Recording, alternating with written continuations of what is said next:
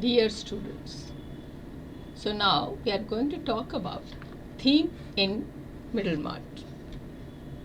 This unit is going to be very significant.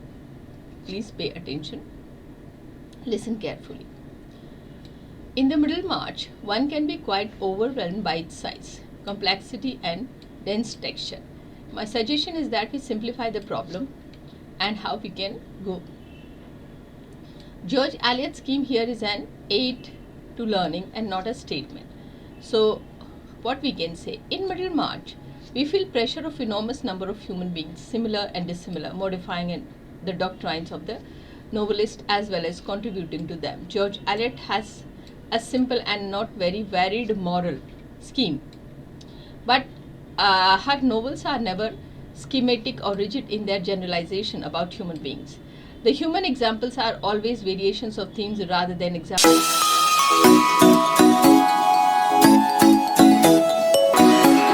which fit perfectly. The following list is offered as suggestions to help you recognize the main concern. W.J. Harvey finds Introduction to the Penguin edition of Middlemarch give a further explication of several of these categories. Theme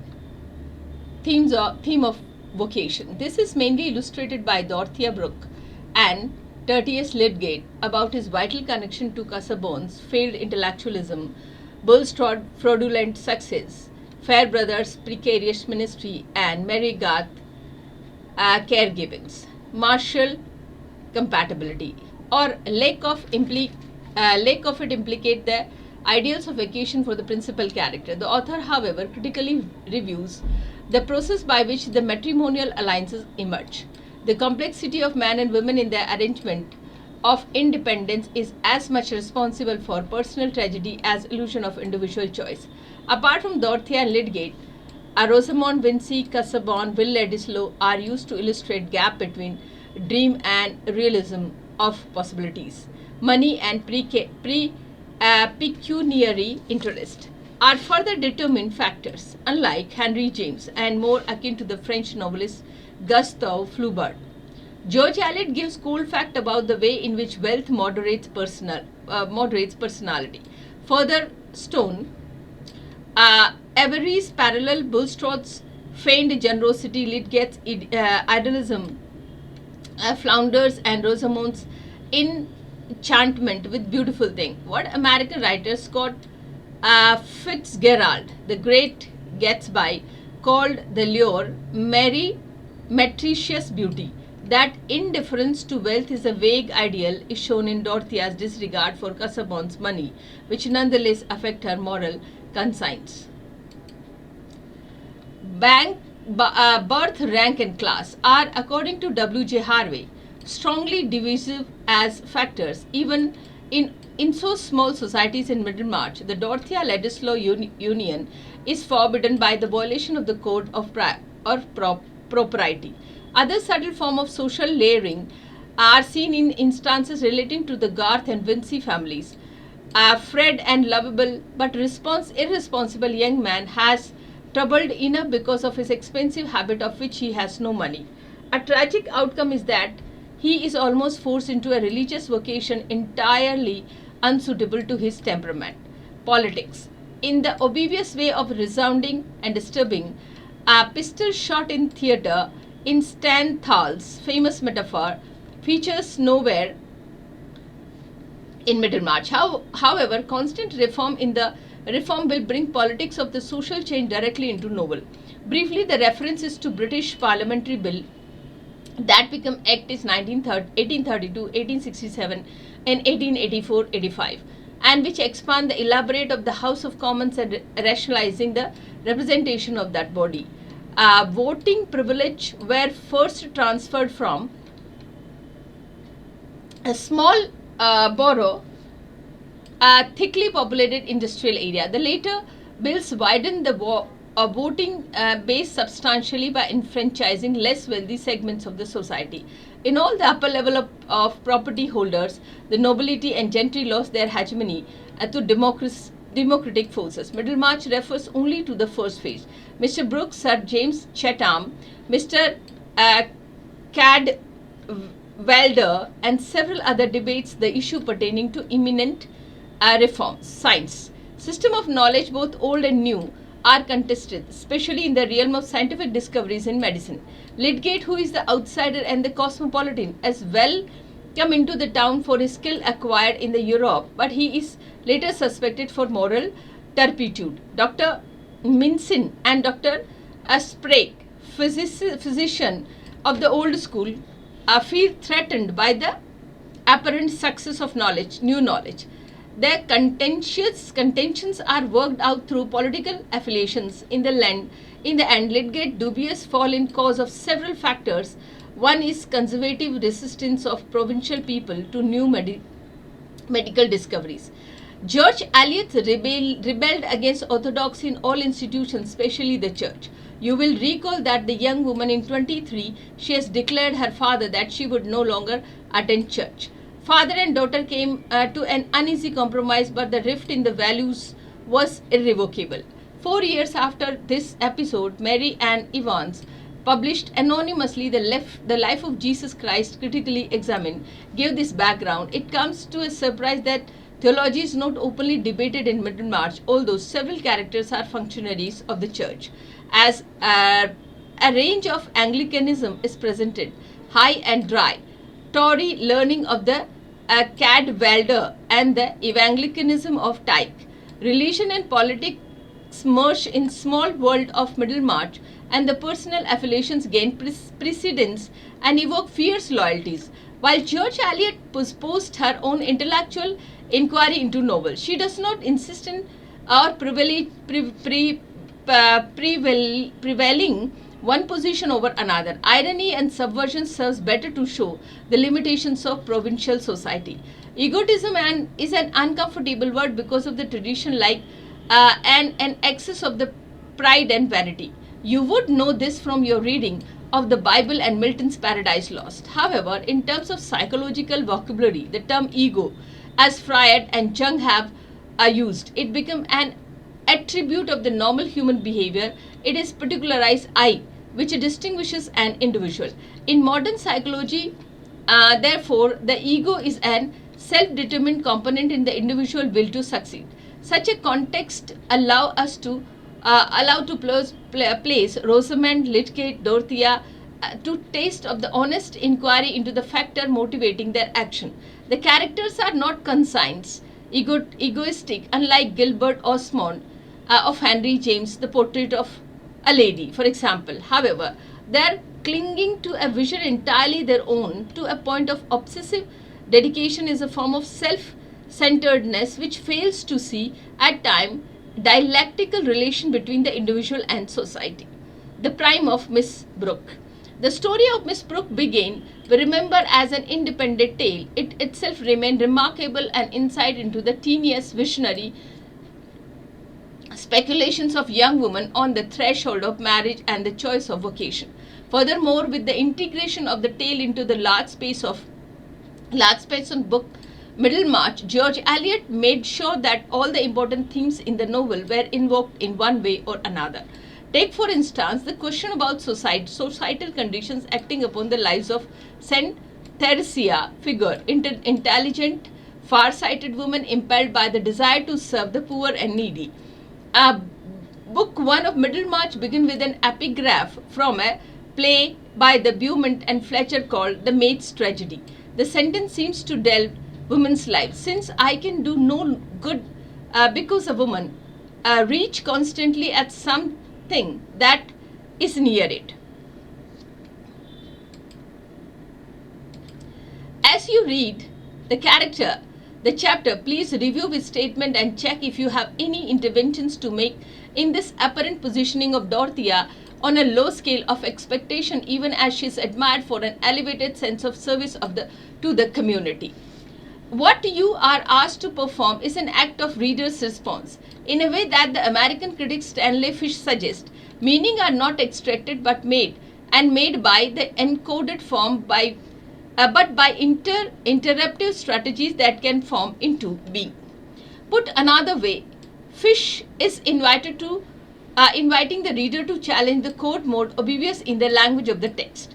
The reader will bring subjectivity born her own placement in the time and cultural beliefs such as subjectivity will interact with the written text. Alternative reading merge from transactions of the nature. Stanley Fish, however, says, we belong to an interpretive community of shared values and conditions by which parameters, therefore one is not entirely free and could not be anarchic in rendering textual meaning.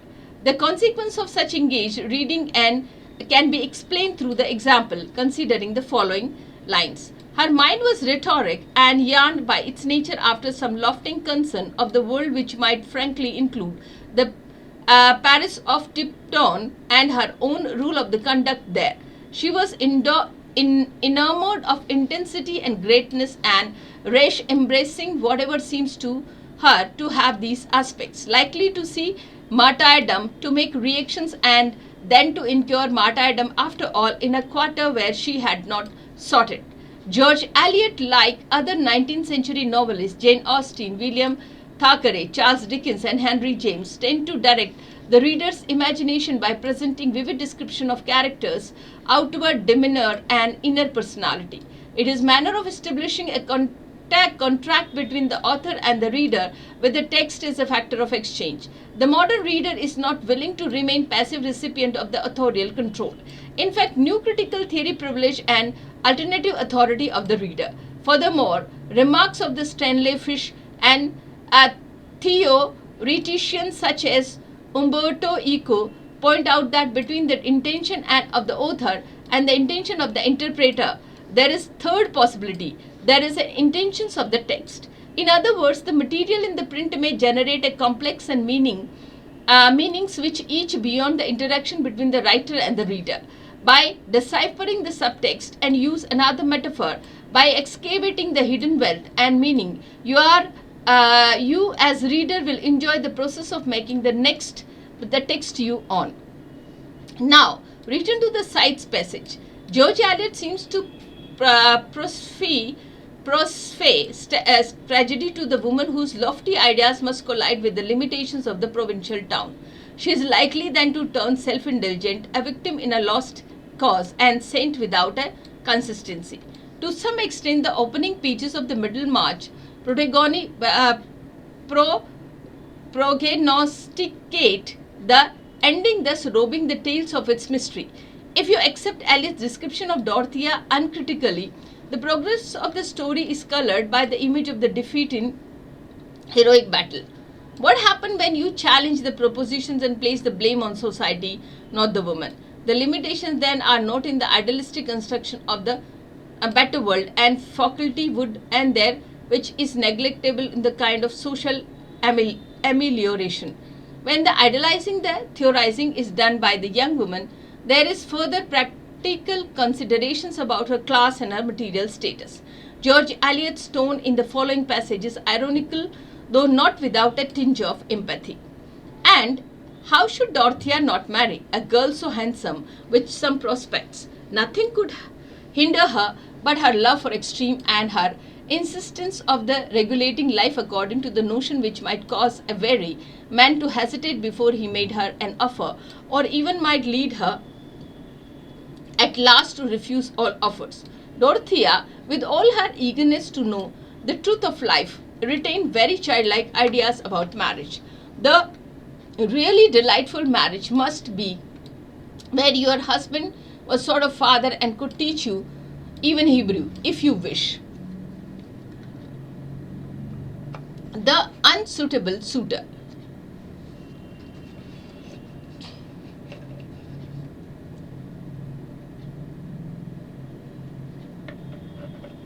Almost on cue, Casaubon, an aged scholar almost 27 years older than Dorothea, appear on the scene.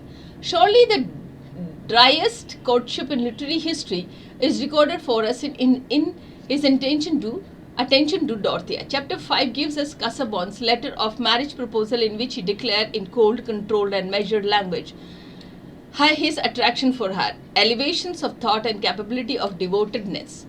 Dorothea's theories about marriage as state of higher duties leaves her vulnerable to men such as Casaubon, and she really dreams of a life of usefulness as his amanuensis, his intellectual companion and devoted wife. Notice in the above context, the Casaubon and Dorothea considered themselves as well suited to each other's need. However, the language of the text has raised doubts in the mind of the reader about the success of this partnership. For one, we bring to bear our own critique about the constitutes compatibility in marriage, and she can be potential for disaster if woman's imagines and her husband-wife relationship is pitched only an intellectual plan. George Eliot has warned us about Dorothea's childlike notion, where we have an example of how Dorothea shies away from contemplating any adult aspect of marriage which must necessarily deal with sexuality, mothering, domestic arrangement, social commitment, and so on. As another form of critique, we raise questions about the efficacy of the Casaubon's intellectual project. His enthusiasm for writing the key to all mythologies is shared by no one else in family or community. There is no external evidence of the past success to build up assurance of his so-called brilliance, diligence, and dedications. In fact, Casaubon's inadequacies are addressed out and honor in the mind of Dorothea, but reader, we can see danger in theoretic construction of an ideal marriage in life. For this soul hunger as yet all useful patience, the union which attracted her, one that would deliver her from her girlish subjection to her own ignorance and give her freedom of the voluntary submission to the guide who would like to take her along her on grand path. Dorothea's soul hunger is contrasted by the vibrant materiality of her sister Celia, who enjoys fine clothes, jewels, good horse ride, and a bracing weather graciously a friend's visit. She takes pleasure in being young and attractive and fun-loving. George Eliot is not critical of such women, and it would appear that she places Celia trivial concern as useful contrast to Dorothea's sobriety. In remarkable passage, in contrast is enacted in intellectual detail. Celia brings their mother's jewels too, and they can be divided between the sisters. Dorothea has so far always dismissed with the indifference of all requests for the settlement. Once again, casket is open, and notice Dorothea's vocabulary in the following passage. "How very beautiful the gems are," said Dorothea, under a new current of the feeling as sudden as the gleam. "It is strange how deeply colored seems to penetrate one like scent. I suppose that is the reason why gems are used as spiritual emblems in Revelation of St. John. They look like fragments of the heaven. I think that emerald is more beautiful than any of them."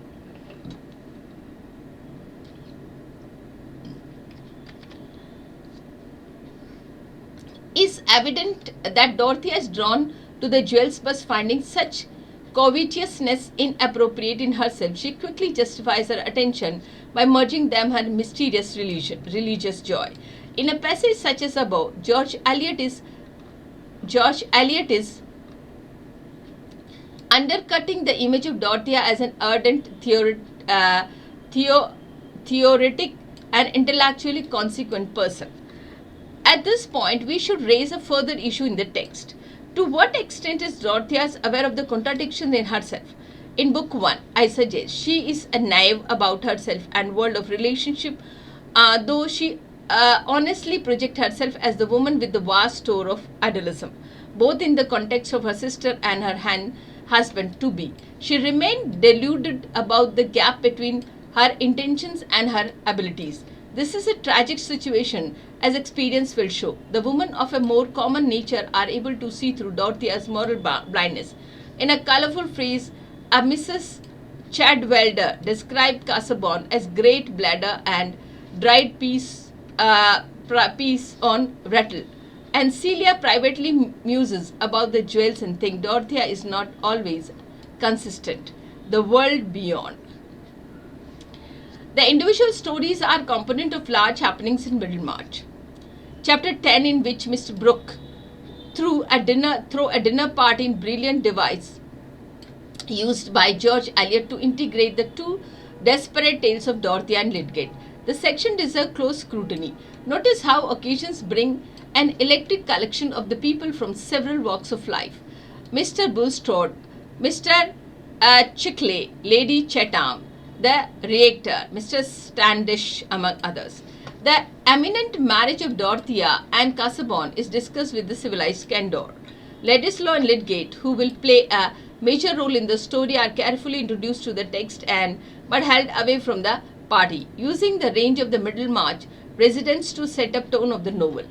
Eliot created a polyphony of the voices representing local concern and predilections in a small town engaged in social gossip, politics and current news. The author tells us is a period when debates about reform bill were arousing political consciousness. Mr. Brooke is emerging a leadership figure who is also as guardian of the sisters, Dorothea and Celia. Therefore, the functions appropriately as a reference of the both private and public domain.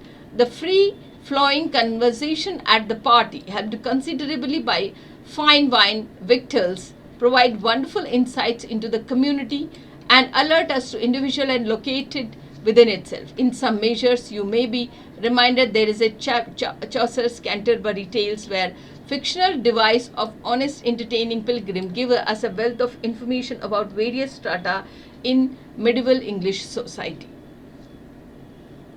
George Eliot as omniscient narrator holds similar control over the figures introduced to Mr. Brooke's dinner party. You could pay attention to the opinions expressed by some of the guests about qualities desirable in women and see the standard by Middlemarch wish to organize domestic priorities. Dorothea is described as uncommonly fine woman, and another person say there should be a little filigree about woman, and yet another person would like to see a little devil in a woman. It is obvious that Dorothea is admired and respected at a distance, but people are